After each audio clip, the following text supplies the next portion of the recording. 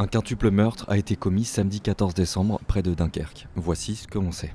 Samedi après-midi, selon des témoins, Paul, 29 ans, serait sorti de chez lui, surpris par le bruit d'une voiture dans sa cour, véhicule dont un homme serait sorti pour faire feu plusieurs fois avant de fuir vers le littoral. Prévenus, les gendarmes arrivent sur place vers 15h20 et constatent le décès de Paul. Il avait 2 enfants et était l'ancien employeur du meurtrier. Aujourd'hui, on est vraiment tous dans l'émotion et l'incompréhension. J'ai pu voir les familles endeuillées, c'est très compliqué.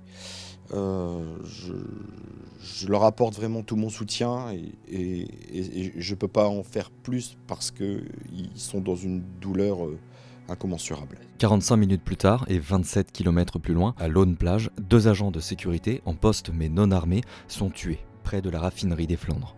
Ils s'appelaient Aurélien, 33 ans, et Marc, 37. Puis quelques kilomètres plus loin, près du camp de migrants de la route de Marwick, 2 autres victimes sont recensées. Ce sont des migrants de nationalité kurde iranienne, selon France 3 Hauts-de-France, 2 hommes de 19 et 30 ans.